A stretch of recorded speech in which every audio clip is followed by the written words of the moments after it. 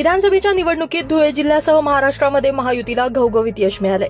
यामुळे महायुतीच्या गोटात सत्ता स्थापन करण्याच्या हालचालींना वेग आलाय। अशातच महायुतीच्या तिघाही पक्षातील आमदारांनी आपल्या पक्षाच्या वरिष्ठ नेत्यांकडे जोरदार फिल्डिंग लावल्याची चर्चा आहे। या सर्व सत्ता स्थापनेच्या परिपाठात धुळे जिल्ह्यात देखील मंत्रिपद मिळण्याची दाट शक्यता असल्याची माहिती समोर येते। धुळे जिल्ह्याच्या इतिहासामध्ये प्रथमच महायुतीला इतक्या मोठ्या प्रमाणात यश मिळालंय। यात धुळे शहरातून भाजपचे अनुप अग्रवाल, धुळे ग्रामीणमधून भाजपचे राम भदाणे, शिरपूरमधून भाजपचे काशीराम पावरा, साक्रीमधून शिवसेनेच्या मंजुळा गावित तर शिंदखेड्यातून भाजपचे जयकुमार रावल यांनी विजयाचा पंच मारलाय। यामुळे या महायुतीच्या पाचही आमदारांकडून आपल्या पक्षश्रेष्ठींकडे मंत्रिपदासाठी जोरदार फिल्डिंग लावली जाते।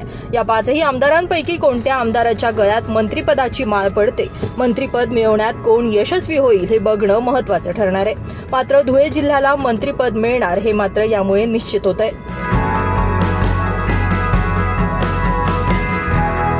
ब्युरो रिपोर्ट, माझा महाराष्ट्र न्यूज, धुळे।